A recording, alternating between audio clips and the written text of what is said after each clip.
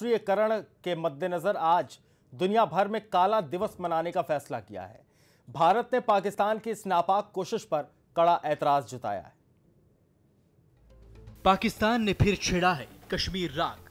साथ ही पाकिस्तान ने सीमा पर सीजफायर के उल्लंघन के लिए भारत को ही दोषी ठहरा दिया। यही नहीं, पाकिस्तान ने शिमला समझौते को भी मानने से इनकार कर दिया है। पाकिस्तान के विदेश मामलों और राष्ट्रीय सुरक्षा मामलों के सलाहकार सरताज अजीज ने कश्मीर मसले पर यूएन के प्रस्ताव को प्रासंगिक करार दिया। अजीज ने भारत पर सीमा पर गोलीबारी करने का आरोप लगाते हुए धमकी भी दे डाली। पाकिस्तान अंतर्राष्ट्रीय मंचों पर कश्मीर का मुद्दा लगातार उठाता रहेगा। भारत नियंत्रण रेखा पर शांति का उल्लंघन कर रहा है, जबकि पाकिस्तान केवल उसका जवाब दे रहा है। पाकिस्तान भारत को उसके तरीके से कश्मीर मुद्दा हल नहीं करने देगा। भारत और पाकिस्तान के बीच 2 बार युद्ध हो चुके हैं। दोनों ही बार पाकिस्तान को भारी नुकसान उठाना पड़ा है। यही नहीं, कश्मीर को हथियाने की उसकी हर चाल उल्टी पड़ती रही है। बावजूद इसके पाकिस्तान न तो अपनी नापाक हरकतों से बाज आया और न ही दोनों देशों के बीच शांति बनी रहे इस कोशिश को सफल होने दिया। कश्मीर हिंदुस्तान का अटूट हिस्सा है। ये बात पाकिस्तान को समझ लेनी चाहिए, और अगर पाकिस्तान जितनी जल्दी ये बात समझ लेगा वो पाकिस्तान के हित में होगा। पाकिस्तान अपने विकास के लिए काम करे, अपने डेवलपमेंट के लिए काम करे, कश्मीर के मुद्दे को छोड़े, आतंकियों को ख़त्म करे, तो पाकिस्तान के अंदर भी ताकत पैदा हो सकती है। हम हमेशा पाकिस्तान के साथ अच्छे रिश्ते चाहते हैं, लेकिन कश्मीर की रट अगर पाकिस्तान लगाता रहेगा उसका नुकसान पाकिस्तान ही को होगा। आज पाकिस्तान ने दुनिया भर में काला दिवस मनाने का फैसला किया है। ब्रिटेन में भी रैली निकाली जानी है। भारत ने इस पर कड़ा ऐतराज पहले ही जता दिया था। यहाँ तक कि यूएन में भी नवाज शरीफ के कश्मीर मसले पर बोलने पर भारत के प्रधानमंत्री ने ऐतराज करते हुए कड़े शब्दों में इसकी निंदा की थी। सवाल पाकिस्तान की नीयत पर है और जाहिर है ये साफ नहीं है। शायद यही वजह है कि शिमला समझौते को पाकिस्तान भूलना चाहता है, लेकिन भारत ऐसा होने नहीं देगा। न्यूज़ एक्सप्रेस के लिए ब्यूरो रिपोर्ट। चर्चा को आगे बढ़ाते हैं। कर्नल दानवीर इस वक्त हमारे साथ जुड़े हुए रक्षा विशेषज्ञ भी हैं। कर्नल दानवीर, आपसे जानना चाहेंगे, आपने भी इन पूरी खबरों को देखा और बिलावल भुट्टो से लेकर अभी तक जो भी एक्शंस हो रहे हैं पाकिस्तान की तरफ से, चाहे वो कश्मीर को लेकर हो, चाहे सीमा पर जिस तरह की लगातार फायरिंग हो रही है, युद्ध विराम का उल्लंघन हो रहा है, और पाकिस्तान हाथ फैलाए पाकिस्तान में भी और पाकिस्तान से बाहर भी, क्या ये एक तरह की बौखलाहट है, घबराहट है, या एक हड़बड़ाहट? ये सब कुछ किस तरह से देखें? हाँ, ये बिल्कुल बौखलाहट है। और पाकिस्तान जो कि नियर फेल्ड स्टेट है, पिछले 20 सालों से लोग फेल्ड स्टेट की बातें कर रहे हैं, और अब तो वो काफ़ी क्लोज़ है उस स्थिति के नज़दीक।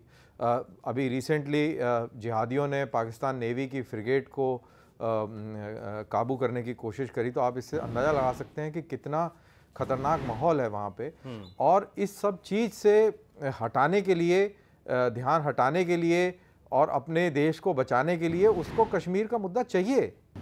वो कश्मीर का मुद्दा हमेशा उस देश को जोड़ने का काम करता रहा है, और आज भी उसको डेस्परेटली वो चाहिए, स्पेशली जब हिंदुस्तान ने कोल्ड शोल्डर दे दिया है, बात नहीं करने को तैयार है, तो वो हिंदुस्तान का ध्यान आकर्षित करने के लिए वो सब किस्म के पैंतरे अपनाने को तैयार है।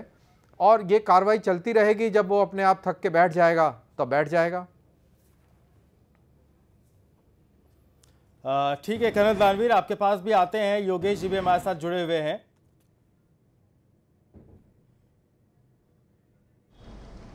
योगेश जी भी हमारे साथ जुड़े। योगेश जी, एक बड़ा सवाल यहाँ पर यह खड़ा होता है कि पाकिस्तान में हालात इन दिनों ठीक नहीं है, चाहे जिस तरह की वहाँ पर स्थिति बनी इमरान खान की पार्टी की तरफ से, या जिस तरह की भी वहाँ विवाद बने रहे। राजनीतिक अस्थिरता का दौर बहुत लंबे समय तक वहाँ पर रहा है, और उसके बावजूद अपने देश के विकास की बातों को लेकर वहाँ पर लोगों की स्थिति सुधारने से अलग ये सारी मदद मांगी जा रही है, चाहे यूएन से या लंदन में जो कुछ भी किया गया, मदद मांगी जा रही है युद्ध के लिए, मदद मांगी जा रही है डोमिनेट करने के लिए। ये सब कुछ क्या है? देखिए, ऐसा है कि पाकिस्तान में युद्ध के लिए कोई मदद नवाज शरीफ नहीं मांग रहे हैं। पाकिस्तान अल्लाह आर्मी और आतंकवाद, इन तीन से वहाँ की सत्ता चलती है। इन तीनों से जिनके रिश्ते अच्छे होते हैं वही सरकार में बना रहता है।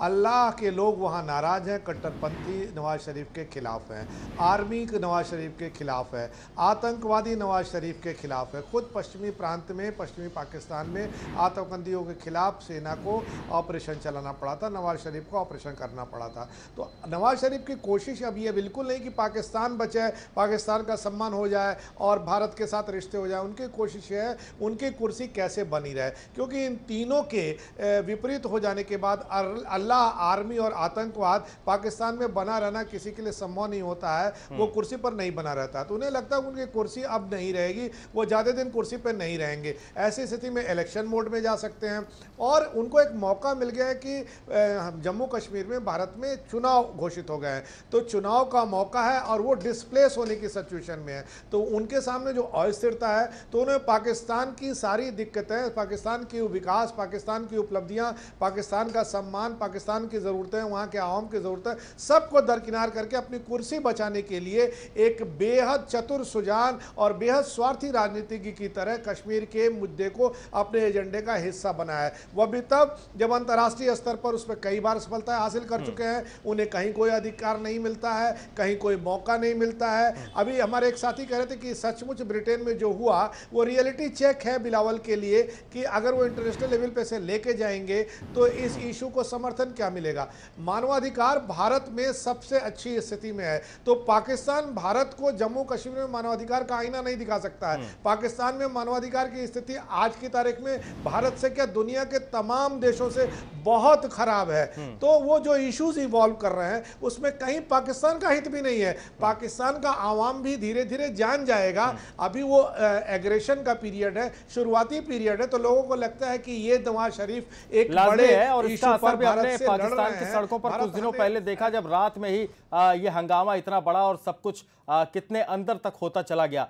ये सब भी हमने देखा है कि पाकिस्तान के लोग क्या चाहते हैं और नवाज शरीफ क्या चाहते हैं। नवाज शरीफ ने हालांकि संसद में प्रस्ताव पेश करवाया और उसके बाद जिस तरह के बयानबाजियां पाकिस्तान की तरफ से हो रही हैं, उनको एक गलतफहमी, एक खुशफहमी भी समझा जा सकता है और इन खुशफहमियों का जवाब हिंदुस्तान कई बार पाकिस्तान को दे भी चुका है। एक छोटा सा ब्रेक लेने, चर्चा आगे भी चलती रहेगी।